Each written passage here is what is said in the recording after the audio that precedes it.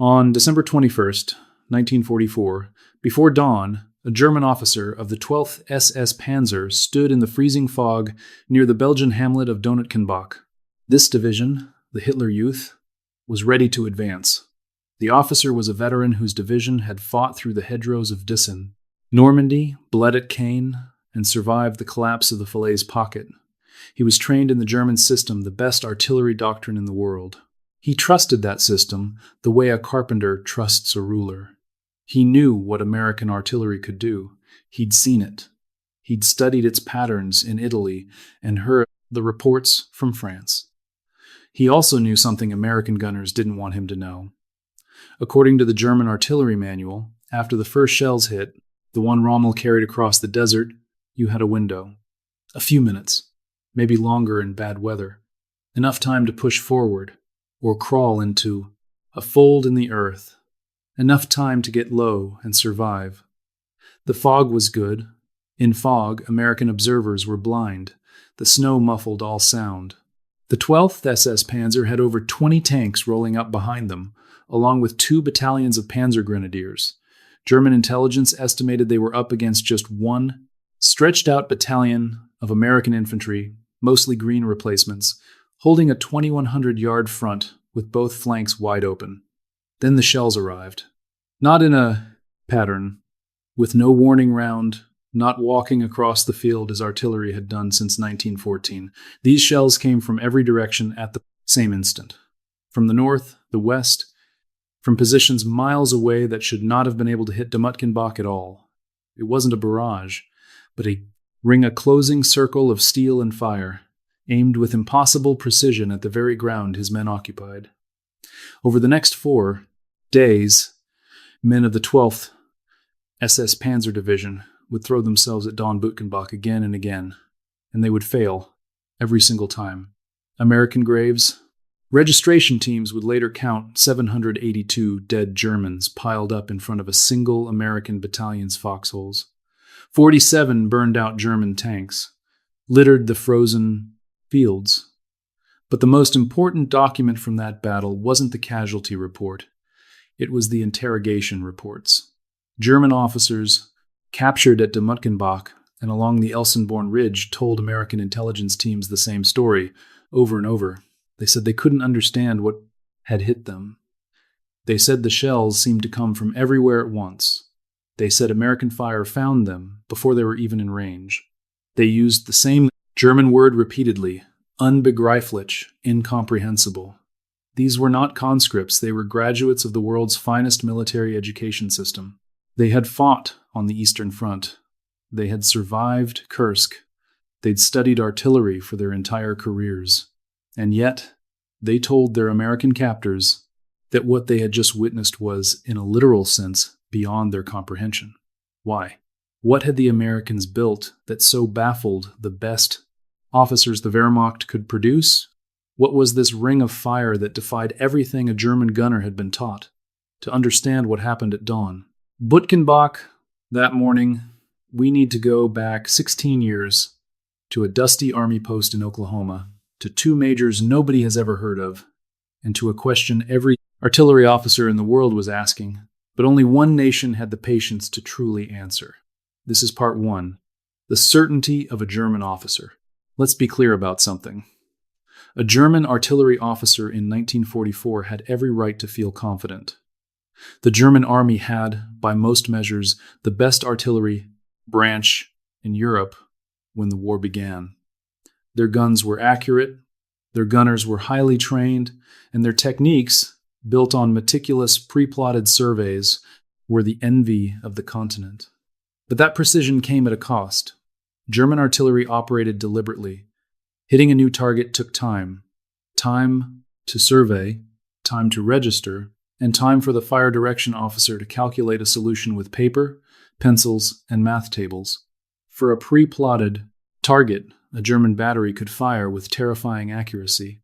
But for a target that appeared suddenly from an unexpected direction, the German system needed somewhere around 10 to 15 minutes to respond. 10 minutes. Remember that number. Now let's imagine being an attacking infantryman under that system. You move forward over open ground. enemy artillery starts to fall. The first shells are ranging shots as the gunners are adjusting their aim. Shell 1 lands wide, shell 2 goes long, shell 3 is closer. You have 30 seconds, maybe a minute to find cover. Every experienced soldier on every front in Europe knew this rhythm. It was the music of industrial warfare. You listen for the first note, take cover, and you survive. This is why infantry in the First World War could endure weeks of shelling and still emerge from their dugouts to fight. It's why German divisions on the Eastern Front could absorb Soviet bombardments of millions of shells and still beat back the infantry that followed. The artillery always announced itself. The survivors adapted. The tactical reality of artillery for 30 years before Dom Bütgenbach was that the first shells killed and every shell after that landed on empty ground. The German commander there believed this. Every German officer did. It wasn't a myth. It was a mathematical fact of gunnery, understood from Verdun to Stalingrad. Fire takes time. Men move faster than fire. Get low, stay low, and you'll live. Now, let's add in the weather. On the morning of the German attack, visibility across the Elsenborn sector was measured in feet, not yards. Fog clung to the tree lines. Snow was waist-deep in the hollows. For a traditional artillery system, these conditions were disabling. You can't adjust fire onto a target you cannot see. In the fog, a forward observer was completely blind. The 6th SS Panzer Army's entire operational plan was built on this assumption. The fog and snow were part of Hitler's gamble. The Ardennes offensive was timed for bad weather, specifically to neutralize Allied air power, and, they hoped, to cripple Allied artillery fire. Control. A blind enemy, the thinking went, cannot bring his guns to bear. So, picture the German officer on the morning of December 21st.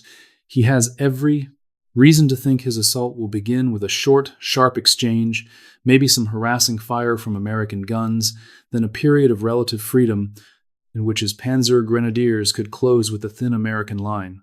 His plan was sound. And then the ring of fire closed in.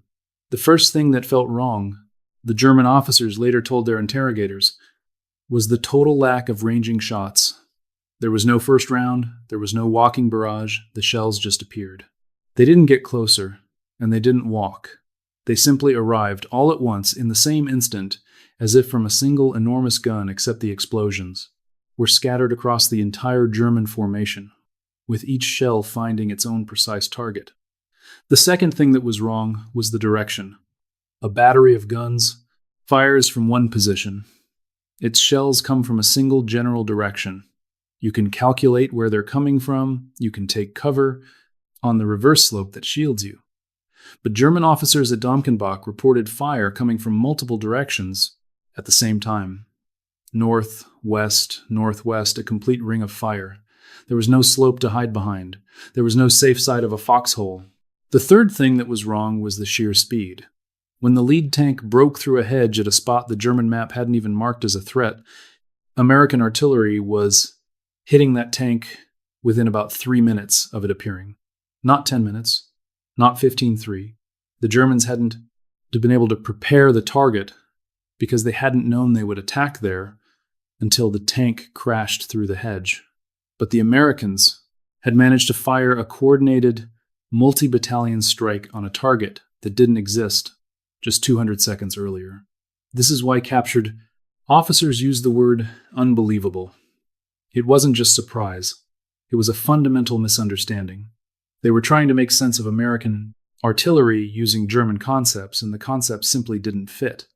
Within the German system, what they were seeing was impossible. What they didn't know yet, what no German officer would grasp until after the war, was that they weren't facing a new weapon. They were facing something far stranger, a mathematical idea, a new method of command, a system created 15 years earlier by 2 American majors whose names would never appear in any German intelligence file. To understand that ring of fire that so baffled the Wehrmacht, we have to meet the men who built it in a place no one was looking, during a decade when no one seemed to care. This brings us to part 2, the invisible machine. The year is 1928. not in Berlin or Paris or London, but in Lawton, Oklahoma, a town of about 15,000 people on the edge of the Wichita Mountains. On its northern edge sat Fort Sill, an army post older than the state itself and home to the United States Field Artillery School. The head of its gunnery department was a man named Carlos Brewer from the West Point class of 1913. He had no combat commands, no glamorous assignments. Brewer was the sort of officer the Army assigns to technical schools because he was methodical, quiet, and wouldn't cause any trouble. He also happened to be one of the most important American military thinkers of the 20th century. But almost nobody realized this until he was an old man. Brewer had emerged from World War I haunted by a single problem. With all that shelling, why had the defenders so often survived? Why did artillery, the biggest killer of the Great War, so often fail to deliver a decisive result? Most officers answered by looking at the guns, proposing better shells, heavier calibers, and longer ranges. Brewer looked at the system. In the American Field Artillery of 1928, like in every other army, each battery was essentially its own island. An infantry commander would request fire support. His request went to a battery commander, who would then calculate his own firing solution, adjust his own guns, and use his own ammunition. If a second battery happened to be in range, it would start its own separate calculations and fire its own separate ranging shots. Shells arrived only as fast as individual batteries could get ready. The infantry heard the first shell, took cover, and survived. Brewer asked a question that seems obvious in hindsight. What if all the calculations were done in one place? What if a single command center handled every fire request, assigned every battery, and calculated every solution? What if it told each gun crew the exact moment to fire so that every shell from every gun landed on target at the very same second? Brewer called this concept centralized fire direction. His successor at the gunnery department, Major Orlando Ward, would formalize it into an organization. They called that organization the Fire Direction Center, the FDC. In the spring of 1931, Brewer and his staff gathered an entire artillery battalion on the firing ranges south of the Wichita Mountains. They were about to run the first public test of massed battalion fire controlled by a single FDC. 3 batteries, 1 target. Every round would arrive at once with no warning shots. It was the first time in American military history anything like it had been tried, and it worked. The Army saw this and, for the most part, just shrugged. This was the Depression. The military budget was cut to the bone. A new doctrine needing radio networks, universal grid systems, and pre-calculated firing tables sounded like a wonderful idea that no one could possibly afford. And every other army that looked at the concept came to a similar conclusion. The British, the French, the Germans, the Soviets, and the Japanese all considered versions of centralized fire control during those interwar years. And they all decided it was impractical. They believed the communications were too fragile, standardizing coordinates was too complex, and that real war was too chaotic for such a delicate system. The professional military consensus of the 1930s was that this American idea would completely fall apart on the battlefield. And this is where the story takes its crucial turn. While every other army in the world gave up on the idea, the Americans quietly and with very little money went ahead and built every single piece of it anyway. They built the coordinate system, a universal grid reference that any American artillery unit could read identically, regardless of their division. They built the firing tables, thick books of cheap paper that let a gunner find his exact elevation and bearing for any target in less than 3 minutes. Compare that to the 15 minutes the German system required for a surprise target. They built radio networks, not perfectly, but well enough. They trained forward observers, not just a few attached to high command, but an observer for every infantry battalion, and eventually for every company. These were men whose only job was to be at the front, calling for fire using coordinates the FDC already had in its book. And they built one more thing, which proved to be the killer app, a method called Time on Target, or TOT. If you had With 3 batteries at different ranges, a fire direction center could calculate each shell's flight time and assign each battery a precise moment to fire, ensuring every shell from every gun arrived on target in the same instant. No ranging shots, no walking fire, no warning. The first shell and the 100th shell landed together. Throughout the 1930s, this system existed only on paper, in American training manuals, and in the memories of American officers from Fort Sill. To the rest of the world, it was invisible. German military attachés visited the school, saw the artillery pieces, and reported back that American gunnery was nothing special. They were simply looking at the wrong thing. The innovation at Fort Sill was not the guns themselves. It was the method used to control them, something you can't see on a parade ground. By 1940, as Germany swept through France and the world refocused on armies, the Americans had quietly built the most sophisticated fire control system on Earth. They managed it while everyone else was focused on tanks. They did it with almost no budget. And they did it because 2 little-known majors in Oklahoma refused to let an unpopular idea simply fade away. The ring of fire the German commander couldn't grasp wasn't a ring at all in the way he imagined. It was a network, a nervous system. Every gun in range thought with a single brain, firing on a synchronized countdown. But a critical test was still to come. This American system had never been fired in actual combat. It worked on the practice ranges. It worked in the manuals. But what would happen when it met a real enemy who was firing real artillery back and trying to kill you? The answer came from the sands of North Africa, and it was so disastrous that for a time, the entire concept nearly died with it. Carlos Brewer and Orlando Ward are not names you'll find in most popular histories of the war. They never led a division on D-Day. They never graced the cover of Life magazine. But the work they did saved the lives of tens of thousands of soldiers.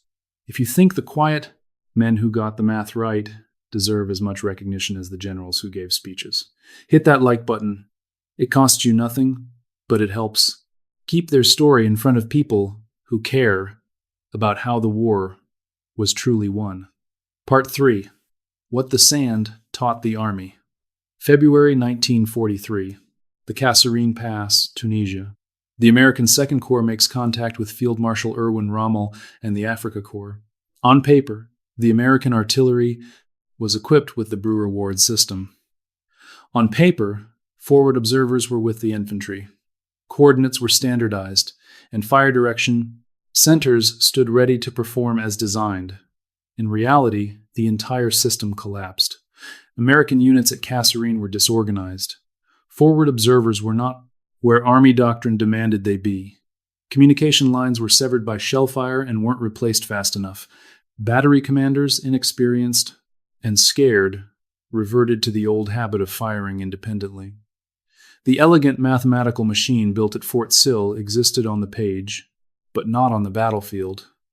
Rommel's veterans, sensing this weakness, punched through the American lines as if they were made of cardboard.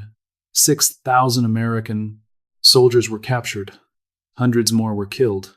It was, by any honest account, the worst American ground defeat of the war to that point, and it seemed to be proof that the whole Fort Sill idea had been a fantasy.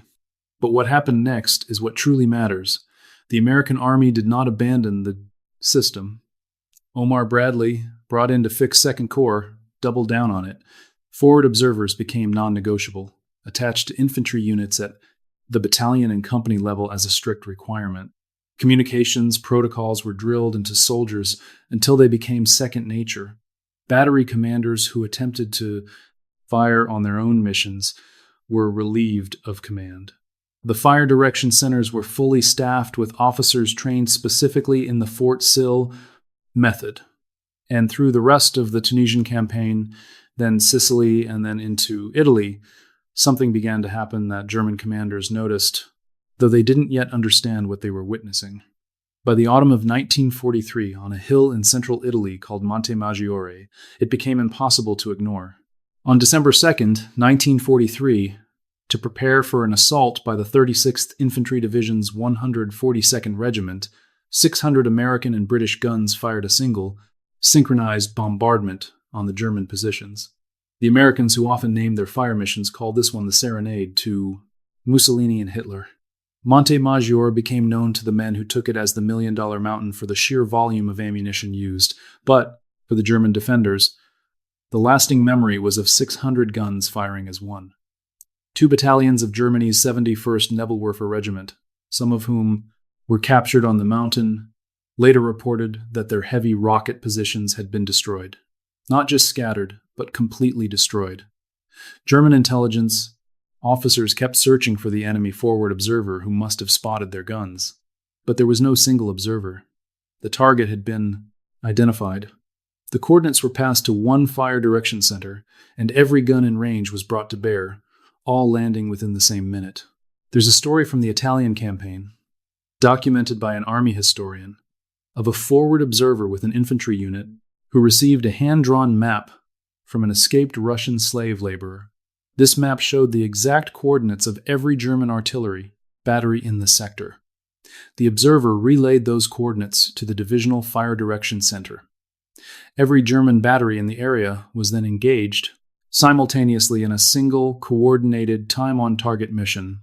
Within minutes, the German artillery in that sector ceased to exist as a fighting force. The German officers who escaped reported it as an American airstrike because no artillery system they had ever known could have produced such an effect. This was the shift that mattered. In North Africa, the American system was untested, and it failed. In Italy, that same system was tested, proven, and absolutely terrifying. The Germans were now writing reports about it. Those reports were being sent to Berlin and filed away without anyone in the German high command fully grasping what they were reading. The German artillery branch was, at that point, still one of the best in the world. Their gunners remained highly trained. But what the Germans did not have, and what they could not quickly build, was the Brewer-Ward architecture. They lacked the communications infrastructure, and they didn't have the pre-computed firing tables that let a gunner find his solution in 3 minutes instead of 15. They didn't have forward observers embedded down at the company level. The Germans had guns, the Americans had a system. From mid-1943 onward, every German after-action report on American artillery used some variation of the same words. The fire was accurate, it was massive, and it arrived with no warning. A German soldier captured in France told his American interrogator that his unit had learned a very simple rule. When the Americans return fire, move immediately or you die. And yet, even at this stage, the Germans still believed they could adapt.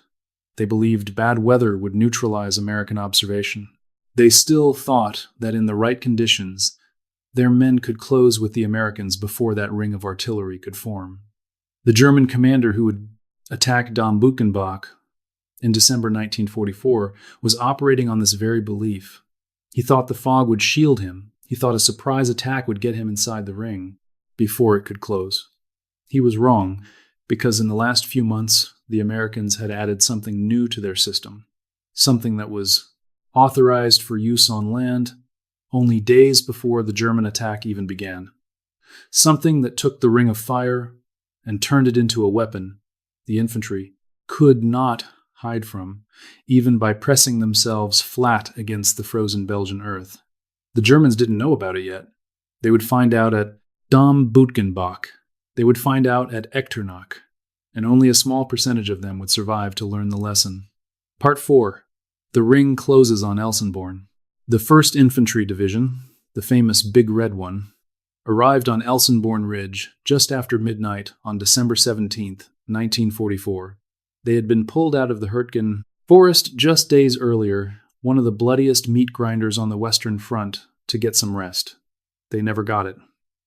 By 300 hours on the 17th, the 26th Infantry Regiment was already moving south, toward the northern shoulder of what would soon be called the Bulge. The commander of the 1st Division's artillery was Brigadier General Clift Andrus, a quiet professional who was considered one of the best artillery minds in the entire American Army. When he looked at his map on December 17th, he saw that Dom Bütgenbach, just a cluster of stone buildings at a crossroads, was on a main axis. The Germans had to break through to reach the Meuse. He also saw that the American line between Elsenborn and Bütgenbach could be covered by multiple, overlapping arcs of artillery fire if he acted quickly. What Andros did over the next 72 hours would become the textbook American execution of the Fort Sill system. He registered his own guns. He coordinated with the 99th Division's artillery to his north. He reached up to V-Corps and pulled in reinforcing battalions, including 155mm long Toms, 8-inch howitzers, and the massive 240mm Mohn howitzers known as the Black Dragons. When he was done, the guns behind Elsenborn Ridge numbered over 300 pieces, all linked to a single fire direction network, all capable of time-on-target missions on the approaches to Bütgenbach. Infantrymen on the ridge would later tell each other that the American guns were stacked wheel to wheel behind them. The stories weren't literally true, but they weren't far off either. The arrangement wasn't a line. It was an arc, a half-ring of guns that could pour simultaneous fire onto any point the Germans chose to attack. This was the ring the German officers would never be able to fully comprehend. Inside Dom Bütgenbach, Lieutenant Colonel Darrell M. Daniel of the 2nd Battalion, 26th Infantry, had briefed his officers. The battalion had only 7 officers who had been with the unit before December 1st. Just 7. The rest of the infantry companies were roughly 90% replacements, many of them on their very first day in combat. Daniel's assessment was simple. His men could not hold against a full SS Panzer Division by the infantry firepower alone. What they could do was hold the ground long enough for Andros's guns to do the real work. "We fight and die here," Daniel told his officers, a phrase the survivors would carry with them for the rest of their lives. On December 20th, a camp group built around elements of the 12th SS Panzer Regiment and the 25th SS Panzer Grenadier Regiment launched the first major assault. It came through the fog from the southeast, fully expecting the green American troops to collapse. Within minutes of the lead panzer breaking through a hedge onto the Myrode-Bütgenbach road, American artillery was falling on the formation. Not ranging shots, not walking fire, but a single coordinated strike from batteries spread across miles of Belgian countryside. The 33rd Field Artillery Battalion opened fire with illuminating shells. The 5th Field Artillery Battalion's 155mm howitzers joined in within a minute, then 3, and then 4. Battalions of field artillery all linked to the same fire direction network, firing every single round as if it were the first, one of the forward. Anti-tank gunners. Corporal Henry F. Warner of the 26th Infantry's Anti-Tank Company engaged German tanks that had slipped past the artillery ring into the Dresden American Foxhole line. Over December 20th and into the morning of the 21st, Warner personally disabled 3 German tanks with his 57mm anti-tank gun, which was the smallest dedicated anti-tank weapon in the American arsenal. When his gun was rushed by German infantry supporting a tank, Warner stood up out of his position and fought them off with his service pistol. He was killed on the morning of December 21st, 1944. He was 21 years old. He was posthumously awarded the Medal of Honor and is buried in Southside Cemetery in Troy, North Carolina. What men like Warner did was critical, but the decisive action at Dom Bütgenbach was not about the handful of tanks that penetrated the line. It was about the German infantry that never reached the line at all. Not a single Panzer Grenadier, during the entire 4-day battle, managed to get within close combat range of the American positions. The artillery ring caught them in the open every single time. On December 22nd alone, the American guns supporting Daniel's 2nd Battalion fired over 10,000 rounds. 10,000 in one day on one battalion's front. The 246th Volksgrenadier Division's final attempt on December 26th was met by a corps-level bombardment that, in the words of one historian, was mowed down virtually at the moment of its start. 782 German soldiers never left the open ground in front of Dom Bütgenbach. 47 burned out. German tanks lay abandoned in the snow. The German officers captured from the command later said in interrogation what so many others said that week. They had expected fire They had even planned for fire. What they had not planned for was fire that fell simultaneously from multiple directions on targets their forward observers couldn't even see. German elements had just reached the front. They hadn't planned for American shells from batteries miles behind the lines that their maps didn't even show as artillery positions. They just didn't understand it. In their training, they were told such a thing was simply impossible, and this is where a new element enters the story.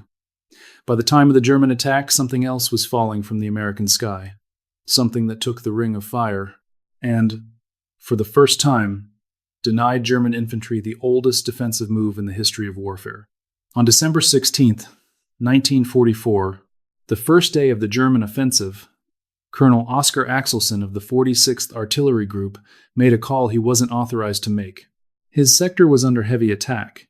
In his ammunition supply, Axelson had a stockpile of shells fitted with a new device called the VT fuse, or variable time fuse. The soldiers just called it by its code name, POSIT, or simply the proximity fuse. It was a tiny radio transmitter built into the nose of the proximity fuse. During flight, it sent out a continuous signal. When that signal bounced back from the ground, indicating the perfect detonation height, the fuse fired automatically. The result was an air burst, maybe 20 or 30 feet up, raining shrapnel straight down. The Pentagon had forbidden using the VT fuse over land. Planners were afraid an intact one could be recovered by the Germans and reverse engineered. But Axelson, staring down an SS offensive, decided the rules no longer applied. He ordered his gunners to fire the VT fused shells. 3 days later, Eisenhower formally requested that all restrictions be lifted. By December 21st, the authorization came through. 200,000 VT fused shells flowed out to the field artillery in just days. Now, think about what this meant for a German infantryman's defense. For 30 years, the rule was simple. Fire is coming. Get flat. Press yourself into the earth.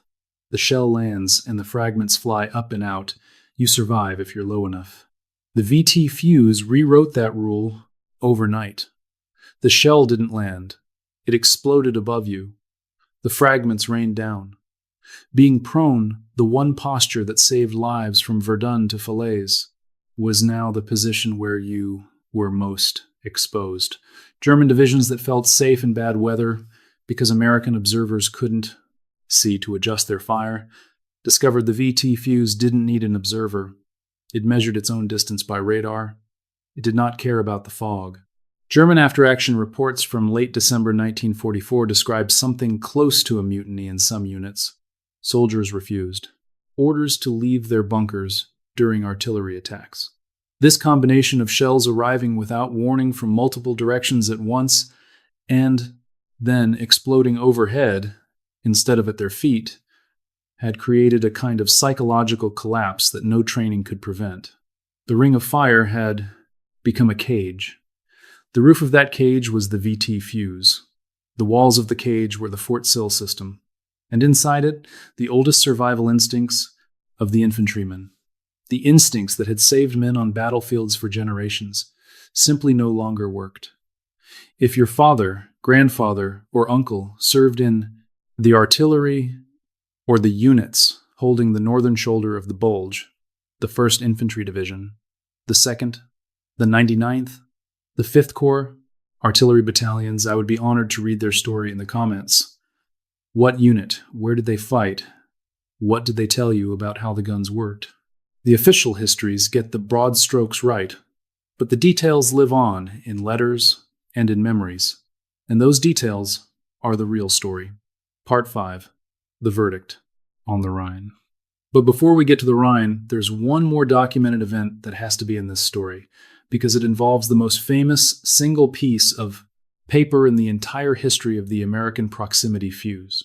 On the night of December 25th into the 26th, 1944, a German battalion tried to cross the Sauer River near the town of Echternach in Luxembourg.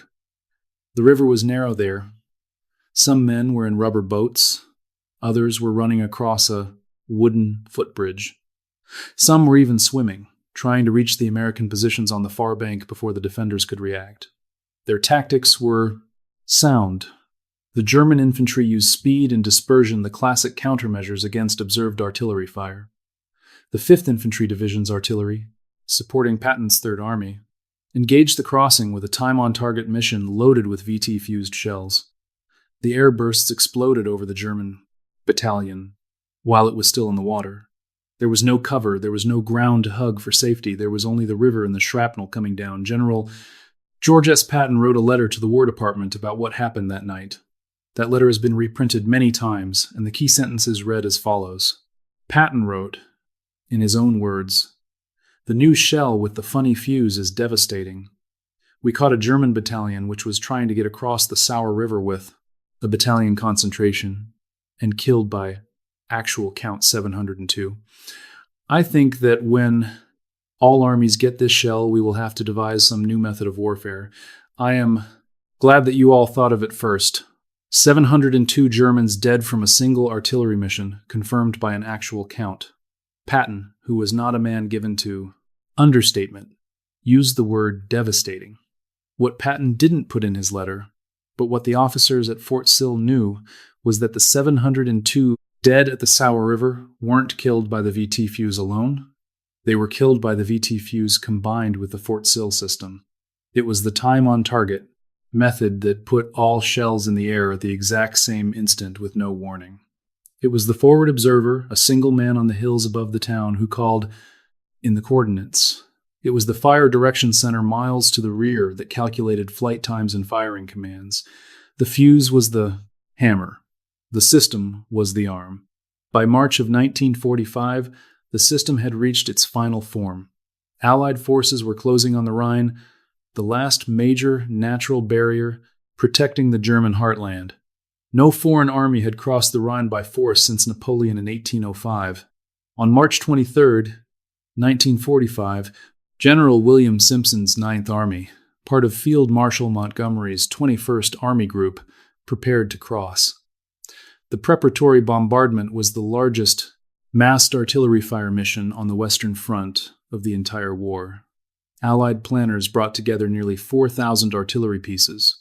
British, American, and Canadian guns were all linked through fire control procedures the Allied armies had been perfecting for 3 years, all of them capable of time-on for target coordination, with many units loaded with deadly VT-fused shells. The bombardment began on the evening of March 23rd, as Eisenhower watched from a church tower on the western bank. General Simpson stood right beside him. Nearby, Winston Churchill had come from Montgomery's headquarters to witness the crossing himself, watching from a sandbagged observation post. Churchill had been a soldier. He'd been at Omdurman in 1898. He saw the Boer War. He had been on the Western Front in the First World War. He'd watched a great deal of gunfire in his life. He stood for a long time, not speaking, as the Ninth Army's preparation hammered the eastern bank. Then he turned to Eisenhower and said something recorded by the officers around him, and it became the final verdict on the war in the West for all who understood its meaning. Churchill said, "My dear General, the German is whipped. We've got him. He is all through." An hour later, assault battalions of the American 30th Infantry Division put their stormboats into the Rhine. They landed on the eastern bank against almost no organized resistance. The German defenders on the far side, when questioned in the days that followed, all described the same thing they'd been reporting for 18 months. Fire from everywhere. No warning, no cover. Men who had fought at Stalingrad and Kursk said what fell on them across the Rhine was something else entirely, a different category of destruction. Within 4 days, the Ninth Army had built a bridgehead 35 miles wide and 20 miles deep. The last great barrier was gone. In just 6 weeks, the war in Europe was over. Now, let's circle back to that German officer we left in the fog at Dom Bütgenbach. After the war, American intelligence teams compiled thousands of pages of interviews with captured German officers, asking them what truly mattered on the Western Front.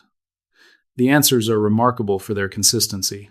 They didn't emphasize American tanks, which most German officers considered inferior to their own. They didn't emphasize American infantry weapons. Over and over, they talked about the artillery, and not just the guns themselves, but the way the guns were used.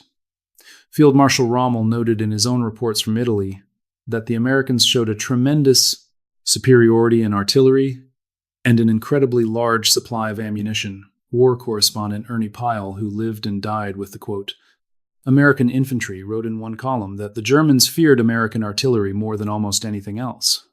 They feared it because they couldn't understand it. And they couldn't understand it because it wasn't a weapon in the way the German officer was trained to understand weapons. It was a method, a way of organizing vast amounts of information. It was a system for taking 300 different pieces of steel, spread across miles of ground, each manned by its own crew, and making them think with a single brain, fire on a single countdown, and arrive on a single target at a single second.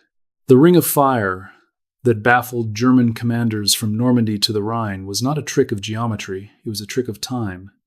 It was the American understanding, worked out by two obscure majors in Oklahoma in the 1930s, that if you could make every shell land simultaneously, regardless of where the guns were standing, the enemy lost. The one advantage artillery had always given them, a warning. Here is the final verdict. The American victory in Europe was not built on superior tanks. The Sherman was outclassed by the Tiger and the Panther in almost every category. It wasn't built on superior infantry, weapons either. The MG-42 was a better machine gun than anything the Americans fielded. It was built, in large part, on a revolution in how fire is controlled.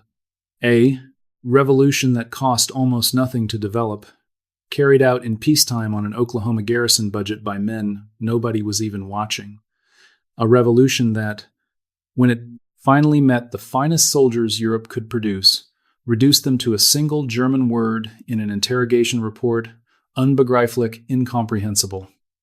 The German commander at Dom Bütgenbach, and thousands like him never would understand it, because the Ring of Fire wasn't built from something a German officer could recognize as a weapon. It was built out of mathematics, a manual, a radio set, a forward observer, and the discipline to make all those things work together while men were dying. And that answers the question from the beginning of this video. That is why German commanders were so baffled. They were baffled because they were looking for a machine, but what they had actually encountered was a method. If this historical analysis gave you something to think about, hit the like button. It helps this channel reach more viewers who care about getting the history right, not just the version that makes the headlines. Please subscribe if you want the next chapter, because the men who built this system, Brewer, Ward, the forward observers, the gun crews, the infantry who held the line while the mathematics did its work, they all deserve to be understood, not just remembered. The men at Fort Sill had the idea in 1928. The men of the 26th Infantry held the line in 1944, long enough for that idea to do its work. The Germans called what happened to them incomprehensible. We should not. They fought, they died, and they deserve to be remembered by their names and by the simple, astonishing fact that the decisive weapon of modern war is not just a better gun, it's a better way of thinking.